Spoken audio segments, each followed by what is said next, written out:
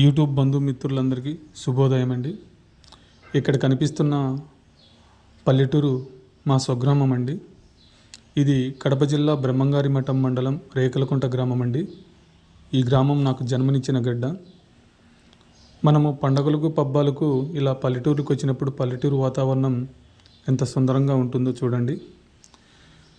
పల్లెటూరు కన్నతల్లి ఓడి లాంటిదండి. ప్రతి ఒక్కరూ పండుగలకు పబ్బాలకు తప్పనిసరిగా పల్లెటూరుకి వెళ్ళి పల్లెటూరు వాతావరణాన్ని ఆస్వాదిస్తే అక్కడ ఎలాంటి పొల్యూషన్ ఉండదు.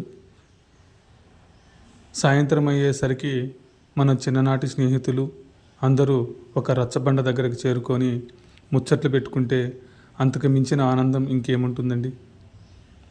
పల్లెటూరులో ఉన్నంత ఆనందం పట్టణాలలో దొరకపోవచ్చు.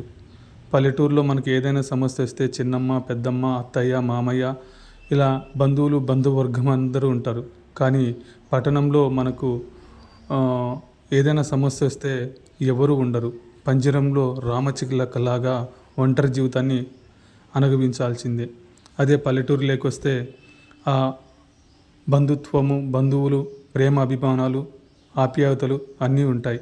కానీ పట్టణంలో అవి దొరకవు. అందుకేనేమో బహుశా గరిమల్లి సత్యనారాయణ గారు పల్లెటూరు పట్టణాలకు పట్టుకొమ్మలు లాంటివి, పల్లెటూరు కన్నతల్లి ఒడి లాంటిది అని వర్ణించడం జరిగింది.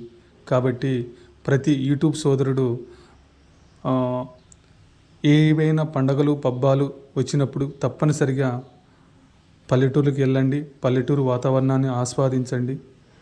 పల్లెటూరులో ఉన్నంత స్వచ్ఛమైన వాతావరణం పట్టణాలలో దొరకదండి. దయచేసి ప్రతి ఒక్కరూ పల్లెటూరు వాతావరణాన్ని ఆస్వాదించండి. ఇదండి మా స్వగ్రామం. ఇలా ఉంటుంది పల్లెటూరు. పల్లెటూరు అంటేనే పచ్చని పొలాలు, ప్రకృతి చాలా సుందరంగా ఉంటాయి. ఒకప్పుడు భారతదేశానికి స్వాతంత్రం వచ్చినప్పుడు భారతదేశంలో 34% అడవులు శాతం ఉండేది.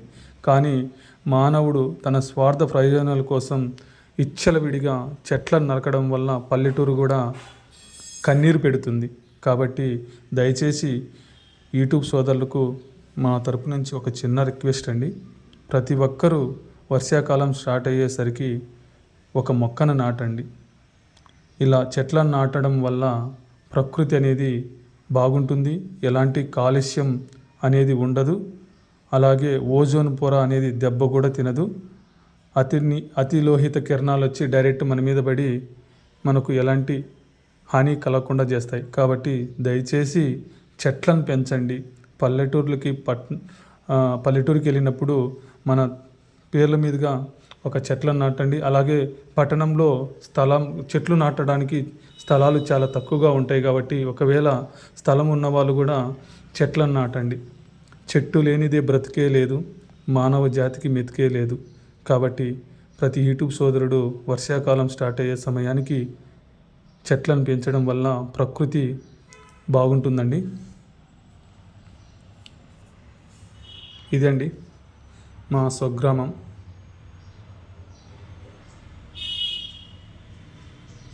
ఎంత సుందరంగా ఉంటుంది పల్లెటూరు. ప్రతి ఒక్కరి పల్లెటూరు బాగుంటుంది.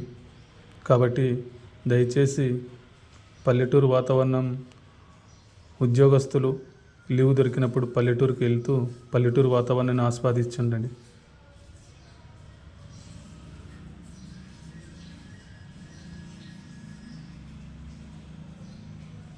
బహుశా గరిమల్ల సత్యనారాయణ గారు పల్లెటూరు కన్నతల్లి లాంటిది, పట్టణం ప్రియురాలు లాంటిదంట అని వర్ణించడం జరిగింది.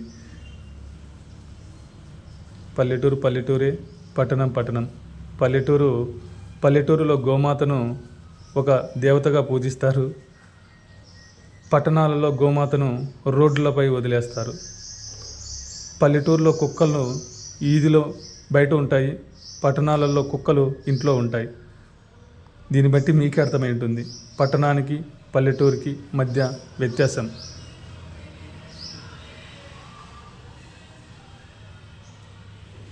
అక్కడ కనిపిస్తున్న ఆ కొండ లంకమల్ల అభయారణ్యం. అక్కడ వాటర్ ఫాల్స్ కూడా ఉంటాయండి. ఇది మా రేకలకుంట స్వగ్రామం. Thank you all numbers.